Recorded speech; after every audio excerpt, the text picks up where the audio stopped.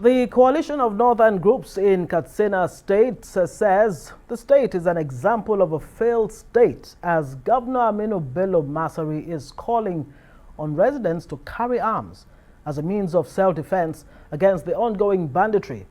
The group says acquiring weapons by citizens in the name of self-defense will only increase bandits' cells and will lead to greater instability and deepen insecurity in the state. Well, the group adds that it is ridiculous to think of arming hungry and angry people of a state like Katsina with a poverty rate of close to 80%, making it the second poorest state in Nigeria, and expect to achieve positive results. Leaders in the state need to be objective to while addressing their roles when it comes to banditry. Governance is not just about enjoying the facts of office and shifting responsibilities to the vulnerable, but rather a selfless services that requires commitment, dedication, and the willingness to systematically guide one's followers in the right direction. There is therefore the need for leaders to rise up and address the root cause of banditry. Weapon proliferation is already a problem, and we should not add to it. It is a fundamental human right of the people to voice out their displeasures, disappointments, and frustrations. Your Excellency, sir, there is a need for you to pay more attention in the fight to alleviate poverty, reduce unemployment and economic hardship, and most importantly, prioritize the life of your people, most of which sacrifice a lot to see you in office. Your Excellency, sir, you should perish your thought of self-defense and admit to the great people of Katsina State that you are no longer in control and cannot foster solutions to their societal problems. Then seek for genuine help or kindly resign. The state and the good people of the state needs and deserve better governance. Well, for more on this, I'm being joined by Rise Analyst FRANK TIETIE. FRANK TIETIE, good to see you and a happy new year to you. Thank you, and my pleasure. Well, what a way to begin the new year. Okay, so the governor of Katsina State has called, and it's not the first time, it's about the third time that he'll be making that call that people, the indigenous citizens, should defend themselves. He went as far as saying he was willing to provide or help those who want to defend themselves with bringing in weapons and arms. Is this a legal or societal cul-de-sac here? Oh, well, I think we need to first of all sympathize with the situation of affairs in Katsina State and also recognize that Aminu Masari has actually tried several means to end the terrible state of insecurity in that state. Yeah. What he has called for is legal within the laws of the Federal Republic of Nigeria.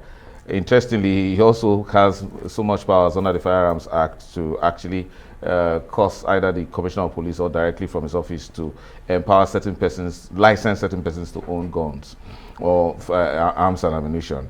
I think the way and manner he made the statement may be problematic, but I think it comes from a governor that is concerned about the state of affairs for his people. Is it just coming from a governor that's concerned, or a governor who has given up and saying he hasn't given up. No longer able to protect his own citizens? Masari has attempted to negotiate with bandits before. He went to meet them in the forest, took pictures with them, had some camaraderie with them so that there can be peace in Katsina State. Yeah.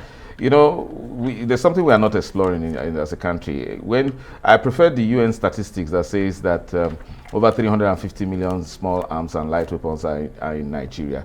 And where a government could not, the federal government especially, could not contain the inflow of arms into Nigeria, and also unable to prevent illegal weapons from being used against innocent citizens, a governor that is being proactive is considering forming cells of protective cells, security cells within the state in order to ensure a sort of balance of force, balance of terror, whatever you call it, because it has succeeded at international level. So why can't it succeed here? Well, so commend the governor for being courageous enough to provide that kind of solution.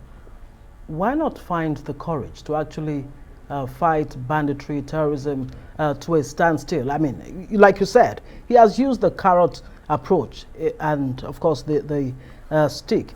Is it that the carrot approach is totally meaningless? You need to understand should be jettisoned? Because let me land on this. The Benue State Governor, Samuel Otom, has also made the same call. Taraba Governor did the same thing. So, you know, Masari is not alone in this. Absolutely. And besides, you need to understand the pitiable conditions Nigerian governors are when it comes to organizing security to protect the people that voted them into power. They're such in a debacle, such a pitiable state.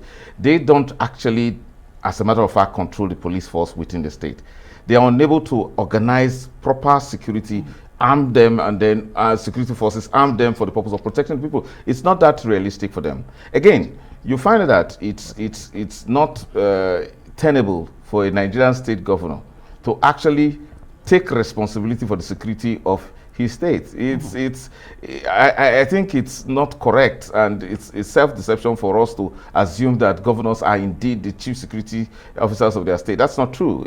That's far from the truth. So Governor Masari may be at his wit's end, but I still commend him for now having the courage to say it is time for Nigerians, particularly indigenous citizens of Katsina State, to think of self-defense. But I would have expected him to marshal out the method of how he's going to license the citizens to own guns. Absolutely, and that's where I was just going to ask if the constitution needs to be amended. No, there is a firearms act, and the governor to allow Nigerians to bear arms. I mean, the U.S. is already struggling with the right to bear arms. The interesting thing is that you need to look at the peculiar situation in Nigeria.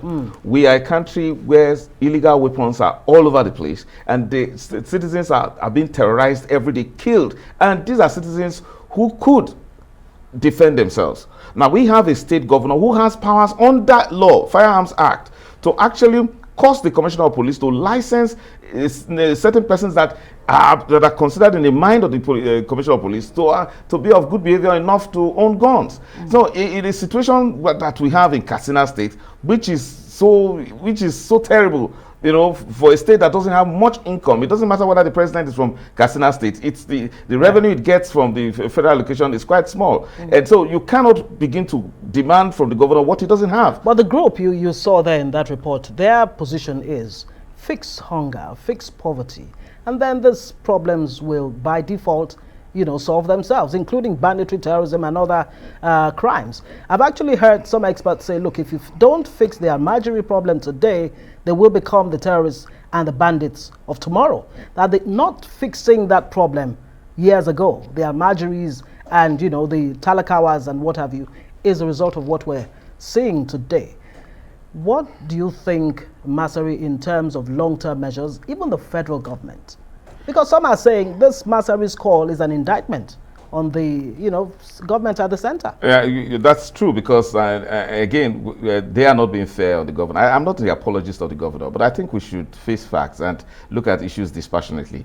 You don't blame a governor who has been there for less than 8 years for problems that have been perennial, that have been there for decades.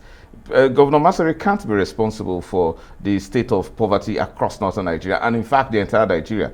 It's a problem, it's endemic. Again, you can't also expect that when former President Goodluck Jonathan did a lot of programs to alleviate the Almajiri situation, and then, which is obviously now a failed program, can't actually be attributed to a failure of a governor like Aminu Masari. And so again, the governor should be seen as someone who is struggling with a very serious situation. He needs help from the center. He doesn't get that help. Unfortunately, he is the governor of the home state of the president. One would have expected that a lot more attention will be given to it, given the fact that the president visits the state all the time. In fact, there was a time the president was in the state, the terrorists were emboldened to strike. So Aminu Masari shouldn't be asked to take the blame for what he couldn't have been responsible for. What are the long-term solutions, if there are any? In 30 seconds. That is if we think that there is enough money to apply budgetary allocations to issues that will alleviate poverty.